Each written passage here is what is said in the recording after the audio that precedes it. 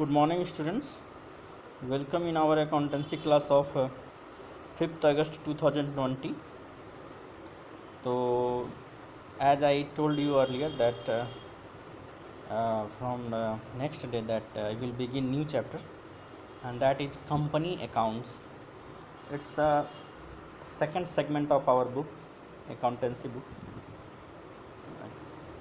company accounts. And company accounts, and in this company accounts we have to study accounting for share capital only. Yani we have to study only about share capital, what is share capital and how accounting treatments of share capital will be done in the books of company. तो चलिए शुरुआत करते हैं। सबसे पहले हम लोग terminology जानेंगे, एक एक करके मैं आपको अभी एक्सप्लेन कर रहा हूँ टर्मिनोलॉजी, और आप देखिए और इसको समझिए कि क्या है कैसे है। तो सबसे पहले कंपनी है। कंपनी के बारे में हम क्लास 11th बिजनेस स्टडीज़ में पढ़ चुके हैं। It is an entity incorporated through a process of law for undertaking of business. It is an artificial person distinct and separate from its members who are known as shareholders. जो member है, member को ही हम लोग share holder बोलते हैं। एक बात ध्यान रखिएगा कि कंपनी का मेंबर को कंपनी का शेयर होल्डर बोलते हैं। शेयर होल्डर, अब देखिए उसके बाद आता है एक कंपनी में भी 1 पर्सन कंपनी आल्सो, यानी एक ऐसा कंपनी है जिसमें ओनली 1 मेंबर होगा, उसको हम लोग 1 पर्सन कंपनी बोलेंगे। ए प्राइवेट कंपनी और पब्लिक कंपनी। एक कंपनी में भी 3 टाइप्स, यानी 3 तरह का होता है। पहला है 1 पर्सन, फिर ए प्राइवेट और ए पब्लिक, जिसके बारे में क्लास 11th में हम लोग विस्तार से चर्चा कर चुके हैं। चलिए हम लोग अब इसका जो है छोटा छोटा जो है second terminology 1 person company. As name suggest 1 person, it means a company which has only 1 person as a member, केवल एक ही आदमी होता है as a member. Private company के बारे में, it is a company with minimum paid up share capital as may be prescribe which by its article of association, यानी आर्टिकल ऑफ एसोसिएशन जितना भी प्रेस्क्राइब करेगा वही उसका minimum paid up share capital होगा। ठीक है, यही प्राइवेट कंपनी का है। Restricts the transfer of shares, इसका शेयर जो है जल्दी ट्रांसफरेबल नहीं होता है या नहीं होता है, सीधा बात है। Except in the case of 1 person company limits the number of its members excluding its present and employee to 200, यानी इसमें जो है excluding its present and past employee को छोड़ दीजिए कर जो है 200 होना चाहिए। क्या होना चाहिए? तो मेंबर होना चाहिए। तो ये आपका प्राइवेट कंपनी का पूरा डेफिनेशन। सिमिलरली पब्लिक कंपनी का भी आपका डेफिनेशन है कि इसमें आपको क्या बोलता है कि मिनिमम क्या होना चाहिए, 7 होना चाहिए, और there is no restriction of maximum number of members. तो ये है आपको पब्लिक कंपनी। पब्लिक कंपनी के अंत में वर्ड लिमिटेड जरूर लगा होना चाहिए। ठीक है। The companies are not required, अभी देखिए यहाँ पे स्टार मार्क में दिया है, companies are not required to have minimum paid up capital at present. Video notification dated, इतना जो डेट दिया है इसके हिसाब से अब जो है मिनिमम कैपिटल का रिक्वायरमेंट को ख़त्म कर दिया गया है। तो ये आपका पब्लिक कंपनी है, प्राइवेट कंपनी है, 1 पर्सन कंपनी, तीनों टाइप का कंपनी हो गया। अब कंपनी के बाद जो हमारा जो सबसे इम्पॉर्टेंट चीज़ है जो हमें इसमें पढ़ना है वो है शेयर्स। तो ये अकाउंटिंग फॉर शेयर कैपिटल है, और शेयर्स के बारे में हम लोग पहले भी पढ़ चुके हैं। शेयर मीन्स ए शेयर, शेयर मीन्स ए शेयर यानी एक share in the share capital of company and including stocks. Stock मतलब कि नंबर ऑफ शेयर्स को अगर हम लोग 10 है, 15 है, 20 है, स्टॉक बना देते हैं। अभी के रूल के अनुसार मान लीजिए कि 20 शेयर्स का एक स्टॉक बना दिया गया है, तो जो आदमी को ख़रीदना है तो मिनिमम एक स्टॉक खरीदेगा तो उसको 20 शेयर मिनिमम खरीदना है। तो इस तरह से भी होता है शेयर का। अब आइए शेयर कैपिटल। शेयर कैपिटल सीधा नाम से स्पष्ट है, कैपिटल से आप लोग परिचित हैं। तो शेयर से जो कैपिटल इकट्ठा होता है, जो पैसा हम लोग कलेक्ट करते हैं उसको हम लोग शेयर कैपिटल बोलते हैं। चलिए पढ़ते हैं। Share capital means capital issued by issue of shares. Share capital of A company limited by shares it's of two kinds, ये दो तरह का होता है, एक होता है प्रेफरेंस, दूसरा इक्विटी शेयर कैपिटल। अब आइए प्रेफरेंस शेयर कैपिटल।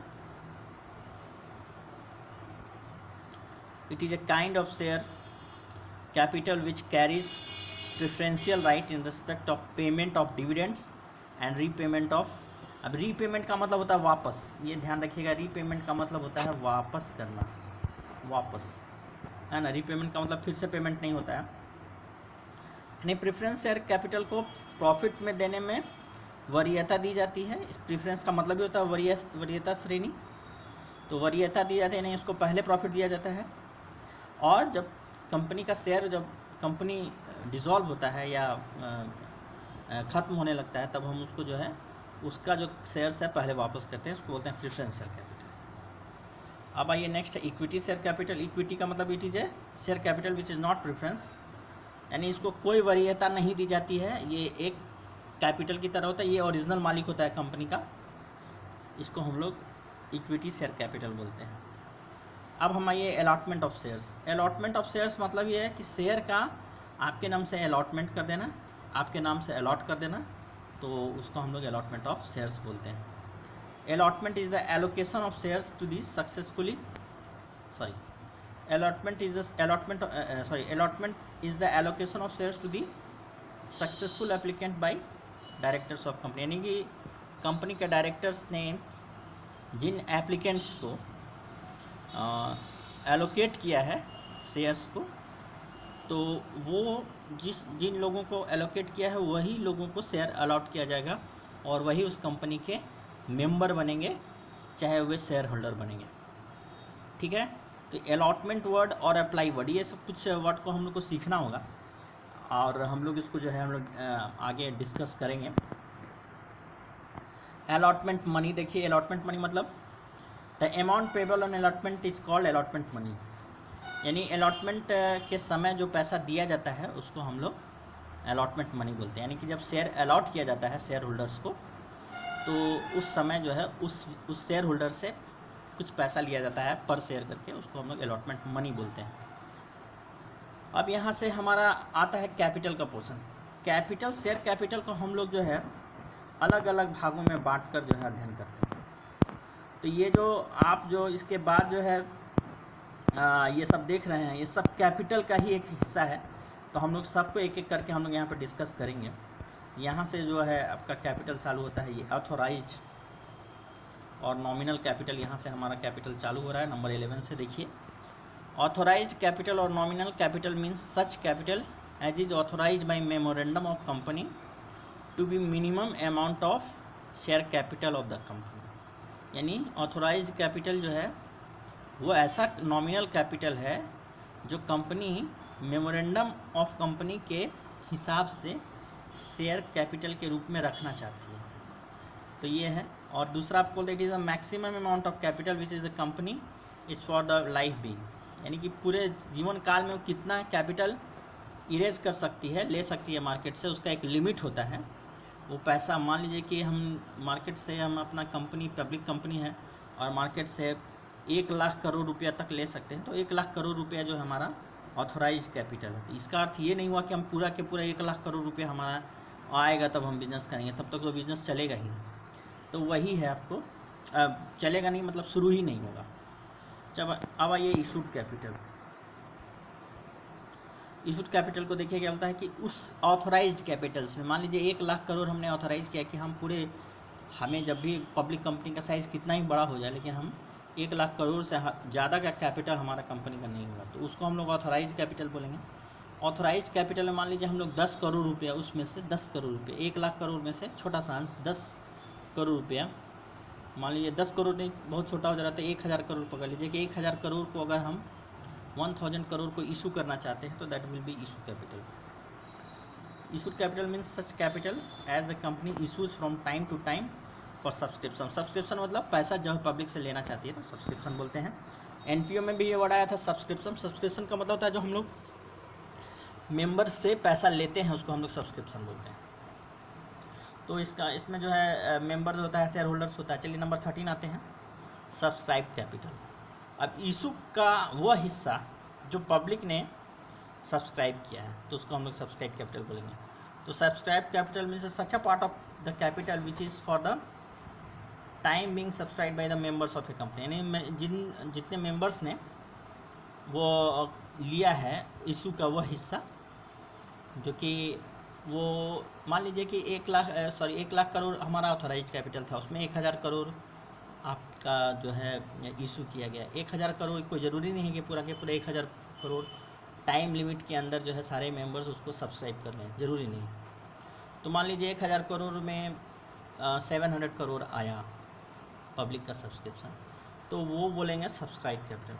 अब पूरा के पूरा सब्सक्राइब कैपिटल को भी हम लोग एक बार में नहीं लेते हैं, वो अलग अलग हम लोग टाइम पे टाइम ले लेते हैं, तो उसको हम लोग पेड अप कैपिटल बोलेंगे। पेड अप शेयर कैपिटल और शेयर कैपिटल पेड अप, है ना। तो मान लीजिए 700 करोड़ में से भी पब्लिक से मांगा गया है कि भाई आप 300 करोड़ ही दीजिए, तो 300 करोड़ ही पेड अप कैपिटल होता है। यानी कि वास्तविकता जो है यही है, आपका पेड अप कैपिटल ही कंपनी का वास्तविक कैपिटल होता है, यानी जिसके पास है। अब subscribe and fully paid up, मान लीजिए हमने 700 करोड़ मांगा, 700 में से 300 करोड़ मांगा और 300 करोड़ मुझे मिल गया, तो subscribe and fully paid up हो गया वो पार्ट।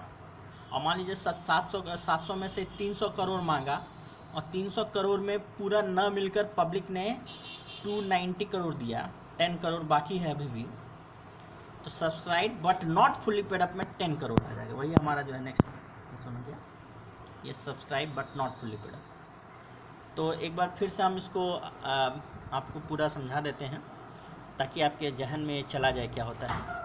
सबसे पहले होता है ऑथोराइज्ड कैपिटल, जिसका मैंने आपको उदाहरण दिया था कि कंपनी अपने पूरे जीवन काल में इतने से ज़्यादा कैपिटल को इशू नहीं करेगी, इससे ज़्यादा अपना आकार को नहीं बढ़ाएगी।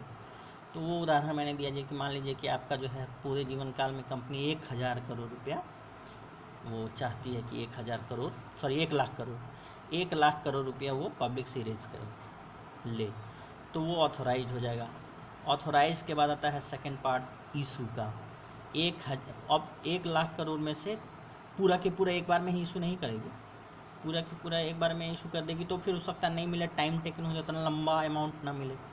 तो शुरुआत में उसको लगता है कि 1000 करोड़ से ही चालू करते हैं, तो 1 लाख का 1000 यानी कि उसका जो है 1% ओनली वो इशू करती है पब्लिक को। इशू मतलब कि पब्लिक के पास उतना रुपया के लिए जाना कि भाई हमें 1000 करोड़ की आवश्यकता है, आप लोग जो है इसको सब्सक्राइब कीजिए। सब्सक्राइब मतलब कि आप चंदा दीजिए या मेंबरशिप लीजिए, इसका मेंबरशिप या शेयर होल्डरशिप लीजिए।